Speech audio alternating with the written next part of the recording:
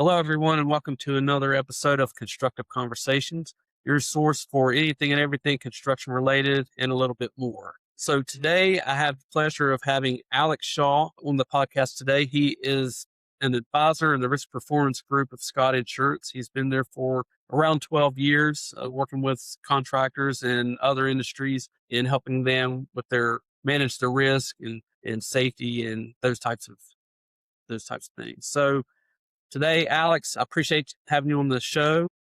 Yeah, happy to be here, man. Thank you.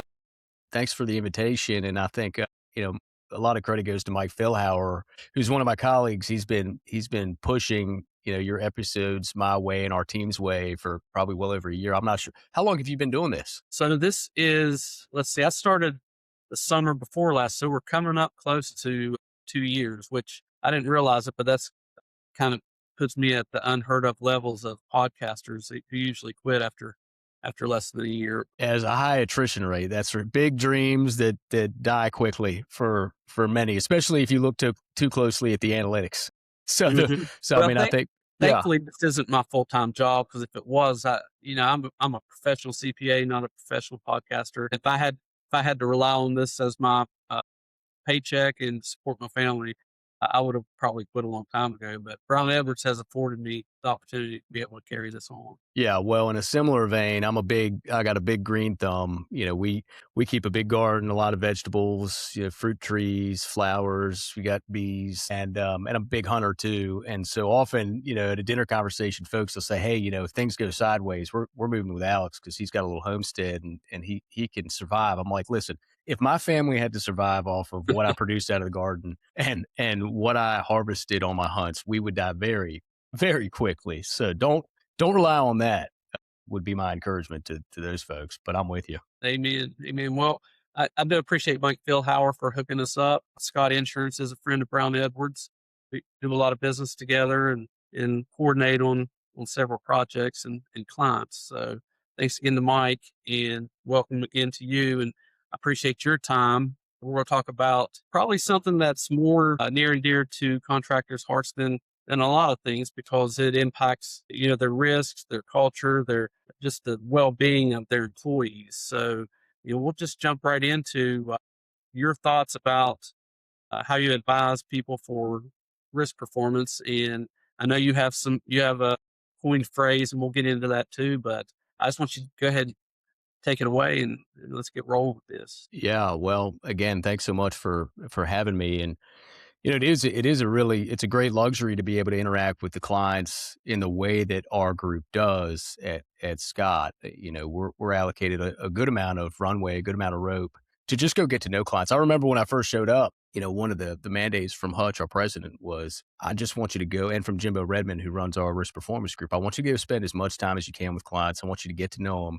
You cannot be a competent advisor if you don't understand their business. You don't understand their people, their political, orientation from like an organizational priorities perspective. That is, you don't understand the work, how it's being done, who their vendors are, who their clients are. You don't understand the personalities and the forces of culture that drive consequence, both in a positive and in a negative direction. And so, that was really very much in line with my orientation, just dispositionally. I was very fortunate to have a mom growing up who, she was not a big fan of the child labor laws. We could put it that way. So at 13 years old, I remember going down to the Lynchburg City Chamber of Commerce and to get my first job in a video duplication factory. And I did landscaping. I worked construction for a company called Coleman Glass Construction out of Lynchburg, Virginia. Restaurants, I mean, you name it, physical therapy clinics, arboriculture, tree work, removals, pruning. So found myself early on and have continued. So just doing the work and being enamored with the folks who did the work, doing roofing and roof replacements and repairs with my brother. And so when I started at Scott and they said, look, we want you to go get to know the businesses, I and many like me in the group kind of had a similar disposition of, well, how do you do that? Well, the only way we know how to do that is you go to work. And so that led to years and continues to be a part of my practice, which is ride-alongs with fuel haulers and fire watch for mechanical contractors and running the press brake in manufacturing plants and unloading rail cars, plants for mining companies. And the entirety of the focus is really to best understand how the work gets done. And you might think, well, what does that have to do with safety? And it's funny because we almost cringe when we think about the word safety because safety is so antithetical to the human experience and to the pursuit of anything that reaps a reward. And yet it's become an incredible focal point. I often think about this idea of safety culture. I actually came to this realization a couple of weeks ago. I was thinking, in what other context do we talk about, you name it, culture? Do we talk about finance culture? Do we talk about HR culture? Do we talk about legal culture? Do we talk about operations culture? So typically, no. I mean, occasionally you'll hear about that company's got a great sales culture or they've got a great customer service culture. But really, what drives that is their innate culture. Like, do you care? Do you have a mindset of continuous improvement? Do you have foundational guiding or operational principles that inform how you engage the work, how you create the work product, how you interact with customers? Those kind of operational guiding principles inform all of those things. And so, in many ways, we kind of think about safety culture as cultural appropriation in a way. It's an attempt to subvert the culture and bolt on something else. And I think that creates a lot of confusion for companies and a lot of distraction. And over time, what that is presented or created is what we would call the safety industrial complex, which is largely comprised of tort law, the insurance industry, regulatory agencies, among a few others. It's a pretty short list, but they leverage behavioral economics, essentially. It's like if you've ever read anything about Amos Tversky or Daniel Kahneman, their work on prospect theory, they understand that people's fear of loss is greater than their pursuit for potential gain. So there's a tremendous risk asymmetry, and our negative bias orients us towards loss aversion. And so a culture where we focus constantly on safety is also one that I think distracts us from actually being safe, because the mechanisms and the levers that people use to be safe these days are to tote and to tout their superintendents and foremans OSHA 10 and 30 completion rates, which isn't a bad thing. I mean, don't get me wrong. I am certainly all in favor of a regulatory backstop for ensuring the protection of workers, because until the second industrial revolution, there really wasn't much. I mean, what is it? The Something Huey Act was after the Triangle Shirtwaist Factory in 1911 that killed, a few hundred workers. So, public opinion and sway and a political pressure did create some of these regulatory oversights and legislation that ultimately protected workers. The question that I've always got is, no one can quite tell us where safety goes too far. At what point are we, because risk is the essence of commerce. There's no reward without risk. And the safety industrial complex would have you believe that you can lease or rent your safety to a set of rules or standards that someone else creates, be it an insurance carrier or be it a regulatory agency. And that if you follow those guidelines, you'll be safe. And our observation is that if you really do want to be safe, one, you have to own your risk all the way down to the individual level. But two, you have to focus on what really matters. And what really matters is, to a degree, being in compliance, perhaps not to a degree. You can make some arguments, but being in compliance, that's really important. That's a base level that demonstrates a commitment to the status quo. But more importantly, in the great luxury of being able to operate with the clients in the way that we're encouraged to at Scott and within the risk performance group is, more importantly, it's just an unrelenting focus on how the work actually gets done. Because this OSHA book behind me, it's filled with standards and it's for the construction industry. But the construction industry isn't just construction. It's framing, it's mechanical, it's plumbing, it's electrical, it's concrete. I mean, there are sub-trades within each sub-trade. And so the onus and the opportunity really for businesses these days is to say, how do we make it crystal clear expectations for how tools are used, specific brands of tools for which application, and how do we transfer that knowledge to maximize the impact on the employees and the retention of that knowledge? And so that's a big part of our focus and our goal. And frankly, one that we've just learned from working with and observing clients over the years, some of the best performing clients, clients who, in one of the riskiest industries there is, for example, have a OSHA incident rate that's a 0.10 just last year, and a rolling 5-year average of, I think, 0.75, where the industry, the going rate is a 1.9. And They do this through, they've got about 3,000 compliance-based trainings every year, and they do 12,000 technical trainings. Like, how do you actually use the tools? How do you do your job? And they've also got a loss rate per 100 of payroll that's been, under 15 cents for about 13 years. And so these are the types of folks we learn from. This is a big opportunity, I think, for companies to say, how do we focus more on how the work gets done down to a high resolution level so we can calibrate? And how do we do what's necessary to satisfy regulatory compliance, but not get so bogged down that all of our toolbox talks are about those things? So that's where we spend most of our time, is in this. Organizations are designed for the results they get. What they measure really, really matters. What they focus on really, really matters. And who is accountable for what accountability really, really matters, and informs not only the health of the business, but also the performance from a risk perspective. Right. So do you also see that the safety culture of a company is a valuable tool for not just recruiting, but retention also? I mean, do you see that employees, they want to go to work for a company that has a safety culture where they're going to feel safe in their environment and not pushed to the limits to where their working conditions are unsafe? Yeah, I think it depends on who you ask, right? Because I think there's a lot of men out there in particular who would say, man, safety's a really tough sell. That I don't know if what I want is to be safe. Now, if you said we're the best out there at what we do, we're the most technically competent, we are the most proficient, and a component of that, as a site contractor who operates out of Fredericksburg, they're a client. Their vice president told me, we actually don't have a safety director, and they've got a 20-year record of exceptional performance across all lines of their insurance programs. And he said, it's just impossible to run a successful business as far as how we identify and define it if you're constantly damaging equipment and hurting people. So our foremen and superintendents, and this is kind of a cultural thing, right?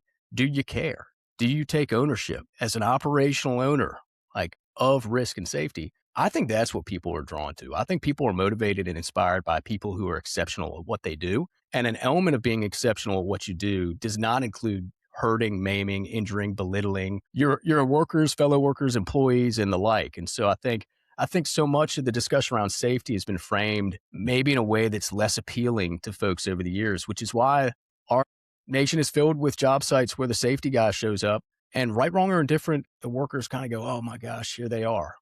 And that's not what we want the case to be. It is the case in a lot of scenarios. I don't think it has to be, though. I think the opportunity is a branding, a marketing, and a framing opportunity for how people talk about risk and people's roles and obligations and the opportunities within that. Yeah. So in a culture where you're taught to do things the right way, then the safety element is just inherently built into that. Right. It's culture first, and then safety will be an intentional byproduct of that, essentially. So with your experience with contractors, where are some of the areas where you see the biggest risks? Yeah, I mean, the contracting world is interesting because there's high degrees of variability. I mean, even saying contractors, it's, as you well know, I mean, because you work with a ton of these guys, it's like not all contractors are the same contract. I mean, I just got off the phone with a client of mine about, president of a concrete company, ready mix company, and about 30 minutes ago. And we were talking about the landscape of, what he's seeing out there. And, we've got all these data centers going up. And so even within the contracting industry, the sub-trades, the way people pursue business varies. But all that to say, I mean, I think there's a tremendous amount of variability in exposure to different subcontractors, different standards of execution, different standards of excellence on the job sites. I mean, we all have gone to job sites where you go, holy smokes, like these guys are working with 2 inches of water on the floor. It's completely dark. There's no lights. This is a disaster. And you like to think that doesn't happen as much anymore, but it still does. There's still guys exposed out there. And I think it's 15 years in a row, falls are still, I believe, the number one cause of occupational fatality in the construction industry. And so there's a lot of things which begs the question a little bit, like, why would something, if we've identified that something has been the primary driver of fatality for 15 years, why haven't we done anything different? It's a little bit, it should draw your attention too to just general outcomes and outcomes in general. So there's a tremendous amount of input We're getting superintendents OSHA 10 and 30 trained. I think it's been in the past 3 or 4 years, 6.5 million superintendents and foremen have gone through OSHA 30 or OSHA 10 training, be that online or in person. In the past 20 or so years, we've had 22 new OSHA regulations that have been put in play. We've got the profession of safety is growing. In the next 10 years, I think it's going to be growing 13%. It's one of the fastest growing professions. The oversight and direction and recommendation and requirements from insurance carriers has never been greater. But nobody's talking about this one metric that I think is really curious and interesting. And it's pretty stunning. It's that the fatality rate per 100,000 workers hasn't really changed in the past few decades. I mean, it's for the general population, it's stayed around 3.5 per 100,000 workers. For the construction industry, it's been around 10, roughly. And so that should all beg the question, like, does doing more of the same things solve the problem? And if we're honest, as an industry of risk and safety professionals, you would have to say, no, we're doing something, we're missing the mark a little bit. More compliance doesn't equal more safety. More training of low resolution intel doesn't equal safer workers. Higher resolution training, organizations that are designed to transfer knowledge to allow employees to calibrate in about as real time as possible, like a focus on operational excellence, a focus on the core tenets of your culture, which hopefully include learning, taking action, doing it in community with your fellow teammates and everybody along the bench. Like those are the things that I think we need a reorientation towards. It's almost like a return back to the basics, like how companies used to operate. And we see that. I mean, we see companies who say, I've got an HVAC contractor I work with. And granted, they're a little smaller. I think they're about 50 employees or so. But they've got an older guy who is essentially charged with every week. He just hand selects employees based off of his knowledge of their ability. And he puts on, I think it's each Thursday, he puts on a training session for them, specific to what they need. And I think there's a huge opportunity for companies as well. If we've got falls that are continuing to be an issue in the construction industry, how about we grab a guy instead of wearing him out in the field till he's pounding to, bone dust? And this is what we see some really great outfits we work with do. They go, hey, we're going to bring our guys in who've got 25, 30 years experience, and now they're going to be trainers. And we see companies of all sizes, shapes, and in all industries do that. And so it is possible. You can take people out of production. It reminds me of, I love tree work. I still do tree work. I did some for a buddy 2 Sundays ago in Rocky Mount. We've got this work group. There's about 5 of my friends who we say, look, well, all of us have honey-do lists. If you tried to do it on your own, it would take forever. And so once a year, we show up at each other's houses and we've got a list, what our wives want done, what we want done, and we go to work and we put the hammer down all day. It's a lot of fun. And if you want to steal that idea with your friends, you should do it. It's a great time. Don't pay people to do this stuff. You can do that too, but do it yourself with your friends. It's a lot of fun. But so we were in Rocky Mount and just south of Roanoke, and there's about 7 trees, big white oaks that we're felling, and we're dragging the brush. And we've got redirects going to drag some of the brush with the truck with some rigging line. And at some point during the day, this was 2 weeks ago, it was so hot. It was like in the 90s. It's on a hill. It's not flat out there. And at some point, I got my chain in the dirt.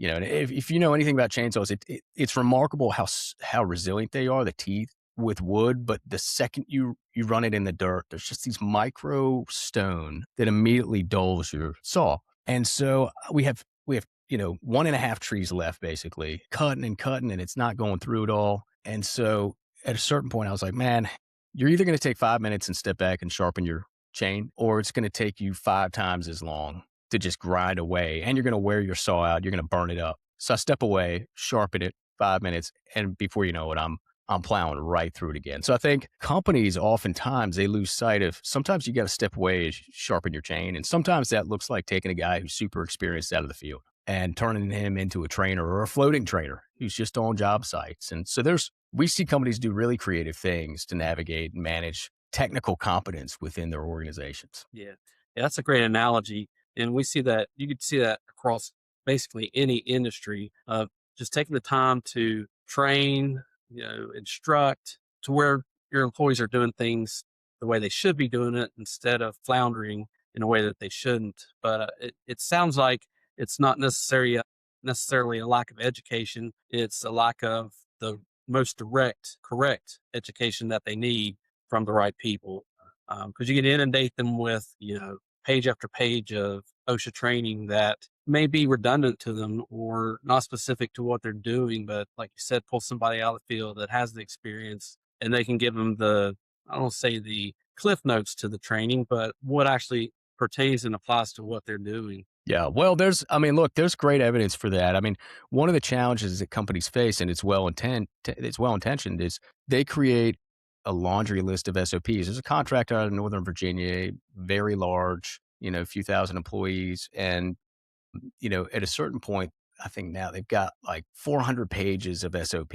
And the reality is nobody's going to go back and read that. That's not how most people learn. Most people learn by being taught. And we see this in our school systems. There was a guy who testified before Congress last year, and he was bringing data to bear around the performance of students with the injection of screens into the classroom. It's remarkable. I mean, the scores plummet because there's something about learning from somebody else. There's body language, there's facial movement features, points of emphasis. There's the physical acquisition of the knowledge through observation of it in action. And you miss that if you're just relying on an SOP. And look, the other piece of this that's really critical is there's just too many things to remember. So we're big believers that people don't need to be taught as much as they need to be reminded. And so if you're a company that's designed to remind people for storytelling, that's something that I think is really profound.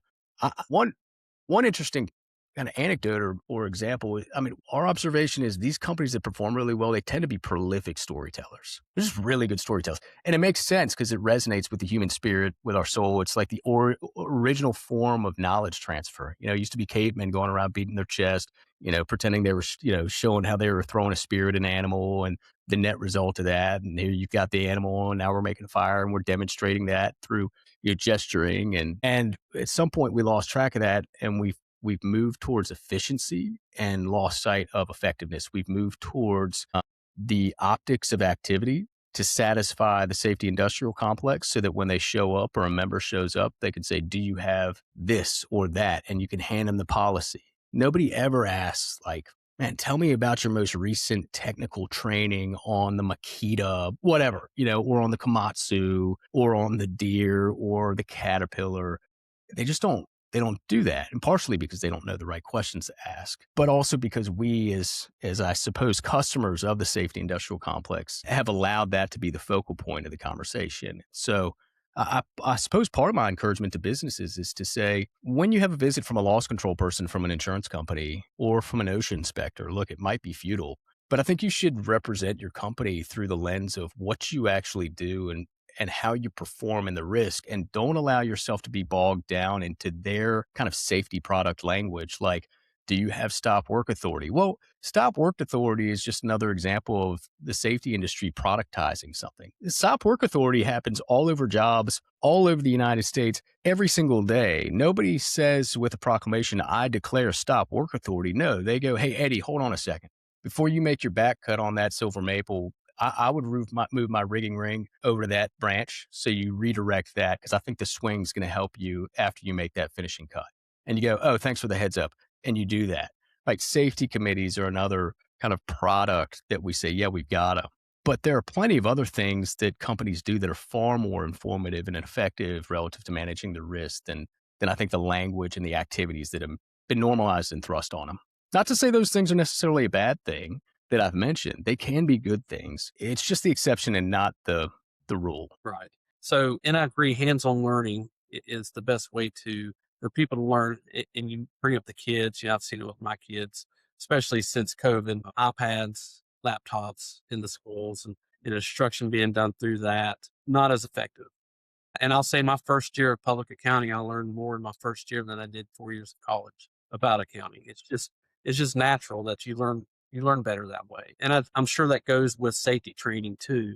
But have you seen any apps or software out there, especially apps for people's phones, where they push out maybe a weekly or a daily safety tip through those apps? Yeah, there are plenty of those out there. The only challenge is that they're low resolution, right? I mean, they're carbon copy, kind of canned off the shelf, not typically that specific. I mean, one of the things I did a couple of years ago with a few clients was I sat with the president and their general superintendents, and I compiled a list of all the equipment they use. And then I searched for that equipment online and found the operations manual for each one of those tools and pieces of equipment, the working load limits, the RPMs, et cetera, the PSI that they're supposed to be operated with for certain applications. And I created a little quiz for their superintendent, foreman, and employees. And it was remarkable. Most of the guys got the answers right, but there were about 30%, which is not a small number, that missed the mark on what a framing gun PSI should be set at or a finishing. And so that's where I think the delta is. When I talk about safety products, that's what I'm kind of pointing to. Even toolbox talks, this is something that safety culture has culturally appropriated. Like a toolbox talk is it's an excellent exercise. The problem is the content often misses the point because what an OSHA inspector wants to see or what an insurance person wants to see is a specific set of trainings that they understand because it's the standard, but it's also low resolution. It's like, yeah, have a lockout tagout program. Well, that looks great, but you know nothing about the particulars of how to lock out each individual piece of equipment or to isolate energy for each individual piece of equipment. They're generalized reminders. And my encouragement is for companies to go high resolution. And that's the challenge with these. That's the constant friction, right? It's in the economy of our time and in our attention, which are of both limited resources. How do we maximize the outcome with our inputs? And my encouragement to folks would be to say, take a little time on the front end.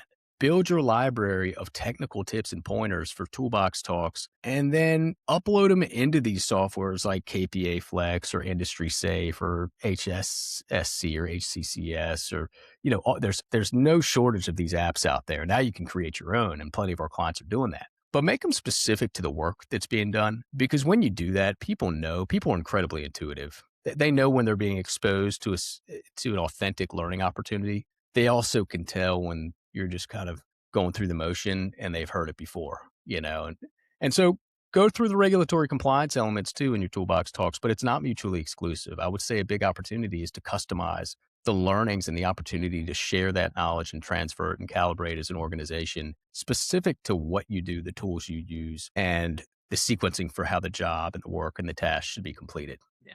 So it sounds like education and training done effectively is probably the biggest tool to combating these construction risks.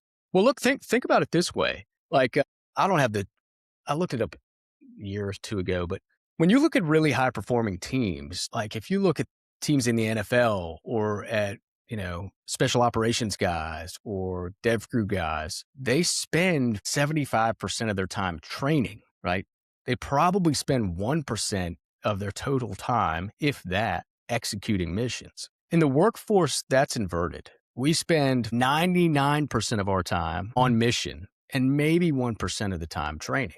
And so the encouragement is where you can, yes, maximize the opportunity for specific high resolution, customized training that's relevant to the work being done for your people. And I think that's just an observation of these companies like in the tree work world and arboriculture. And we got clients who haven't had a serious injury or have had one serious injury in over 25 years. And that's in an industry where there's a fatality rate of 17 per 100,000 workers. And you go, man, is that because for 25 years or 26 years, 27 years, they've been really lucky? No, it's because they've been really good. Organizations are perfectly designed for the results they get. If you're having an outcome over the long term, there's probably a reason for that. If it's a good outcome, keep doing those things. If it's negative or if it's not up to your standard, which is just as important as if it's negative, if you've got a mindset for continuous improvement, then you should benchmark against yourself. And if you think you can do better, then you got to start thinking about what your inputs are. And I think leveraging learnings is a great option. And back to the tree company, I mean, they had communication channels, Slack channels called Training Day, where employees, when they were up in the tree, could say, snap a picture or video and say, hey, before I make this cut, I've got my DMM impact block over here. Does this rigging configuration look good? It's in a Norway maple, or it's in a white oak, or it's in a hickory, or, a Kentucky coffee tree. Those are all particulars that give you insight into the stability and the strength of the tree. And in that moment, employees could respond, subject matter experts, and say, yeah, that looks great. I feel comfortable with that. don't forget XYZ. Or I wouldn't do that. They had Thursday weekly technical training meetings, which some would call a safety meeting, but it really wasn't. It was the equipment manager going through the finer points and reminders of how to operate the loaders, the chippers, the equipment, right? All of these tools of the trade, the horses that get the work done, the chainsaws, reminders for the grease points. It was reminders from the academy director on how to get the work done, right? How to set a tie-in, different tensile strengths of ropes, different, makes and models of ropes and their variability and what they provided to you and what to be aware of, different tie-in types, canopy anchors, basal anchors. And as an organization, they constantly just learn. Now in that industry, I think it's a little easier to lean into that because it isn't like there's nothing safe about tree work. And you can't ever be fooled into thinking, well, this feels pretty safe. At no point do you feel like this is safe. Not if you're on the ground, not if you're up in the aerial architecture, up in the canopy, no place on that job site is safe. And so everybody's got a kind of a distinct motivation because the risk is so apparent. And so the learning is there's a hunger for that I think in some industries you can kind of lose sight of. Perhaps not the construction industry. I mean, the risks are kind of in your face and these guys face it every day. So, big opportunity to your kind of shot about the training, content, and frequency and cadence. Yeah. So let's just say that you have a contractor that comes to Scott Insurance and they're asking for you to advise them on their safety program, their risk performance, and their culture. They do not have a culture in place, or their culture is bad. So how do you help them change the culture if they're willing to even do so? Yeah, well, I'm so glad you said that because when I started off at Scott, maybe a little naive, I would go spend time with businesses and I would learn a ton. And then I would come back to the leadership team with these profound observations. And what you realize is they actually know most of the time, right? I mean, if you looked at your personal life or any of us looked at our personal lives, we could probably identify the areas that we need to sharpen, right? The question is, do we have the will? What's the motivation? Which is exactly what you just described, assuming they have the will to do these things. When a company has the will, and I should say when the leadership team, the head honcho has the will, that's who everybody else takes their cues from. And that's a winning recipe. That at least gives you a chance of success. If they say, hey, we're interested, not only are we interested, but we're willing to take some risk and we're willing to ride this out for a few years, because cultural change typically takes 3 to 5 years. But the first step is always this acknowledgement that treatment without diagnosis is malpractice. I've worked with a lot of businesses over the years, probably over 70, and there's a lot of overlap in some of them. But the goal, and you have to catch yourself at times to be just honest, because you can enter into a business and go, seen this before, know exactly what it is. You've got to really be diligent about fending that instinct off, because every company's different. It doesn't matter if I work with strictly construction companies for my entire career. Every single one of them is different. As I mentioned at the top, they've all got their own organizational priorities, personalities, like there's internal politicking that you've got to be mindful of. And it goes back to the charge from our president and from Jimbo Redmond, who runs our risk performance group when I started. You can't be a good advisor if you're not competent in the people and how the work gets done, what the work environment looks like, who their clients are, how they get from A to B, you name it. And so with that treatment without diagnosis is malpractice in mind, the first step is always go spend time with the client. It's always get out in the field, do the work alongside them. Sometimes clients are more receptive to that than others. Sometimes they say, yeah, absolutely. Sometimes they're working in highly secure environments and that's not a possibility or requires 36 hours of training, but we can get pretty creative.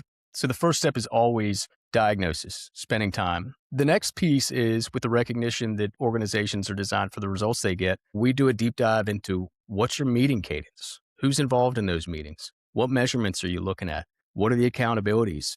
And are they assigned to the right people, right? Has the right amount of ownership been placed on the right people for managing risk? And if you've got X amount of inputs, are they netting you? You've got an incentive program.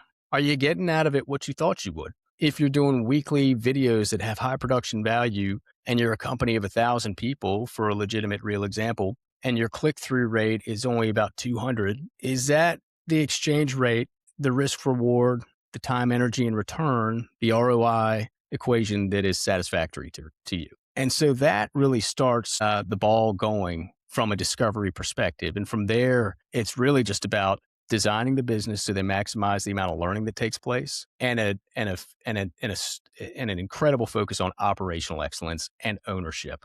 Because as one of my colleagues told me, or friends and clients told me a few months ago, he's part of a safety team for a mechanical, electrical, plumbing contractor. He said, a few years ago, we built what we thought was, what did he say? The dream team in the safety world. And we were out putting out fires and we were doing this and that. And he said it wasn't intentional, but what we unknowingly did was we created an environment where all of the guys in the field, the project managers, the superintendents, the foremen said, that's a safety issue. That's not my job. And the way to think about that is if you were an offensive coordinator for a football team and you saw your quarterback or wide receiver run on the field without his helmet, which some in the safety world would call PPE, I would just call it the gear it takes to get the job done, which is a little bit back to the safety kind of language and productization of everything. It's just the gear you got to wear to get the job done. You wouldn't go, hey, where's the safety guy? Like, no, you would call your player back in. You'd say, put your freaking helmet on, man. Like, that's the gear you got to work to get the job done. And he would put it on and he'd go back in. And so that's a big point of emphasis that we think is pretty important for a lot of companies, not all, but is that reorientation towards individual ownership of risk and operational ownership of risk, because that's who most of the men in the field and women in the field take their cues from. Yeah. Yeah. So to frame this whole conversation together, what's a parting shot you would give to the contractors out there that are in need of not necessarily a safety overhaul, but they want to make sure that they have the right culture in place? They're doing the right things. What kind of advice would you have for them? Yeah, that's a good that's a good question. Look, I think 10 years ago, I would have frankly scoffed at the notion of values just as an organizational consideration. I think each of us individually carries our values from whatever epistemological basis it's from. It could be religious for many, but as I've gotten older, I've realized that they are pretty foundational. And at Scott, even just within the past few years, we've had values for a long time, but within the risk performance group, we created our guiding principles. And the guiding principles are to place an emphasis on learning. And this is relative for our individual activity and action and for our interaction and pursuit of serving clients. It's an emphasis on learning, but a recognition that because learning is a prerequisite to improving, but it's a recognition that learning knowledge for the sake of knowledge is valuable, but it's the most valuable if you have a bias for action in leveraging that knowledge to put into play what it is you've learned to make an improvement or at least take a swing at improving. And the third piece is we've recognized it's really hard to learn, to set aside the time to learn, to step back and sharpen your chain. It's really difficult to overcome the coefficient of friction of normalcy and the status quo and to move in a different direction and to have a bias for action, which is why the third element of our guiding principles are so critical, which is you need to do this in community. You need to do this with your internal community. You need to design your business to learn and to take action based off what you learn. And you also need to do it outside of your community of your company. You need to be, side by side with other organizations that you can be encouraged by, that you can learn from.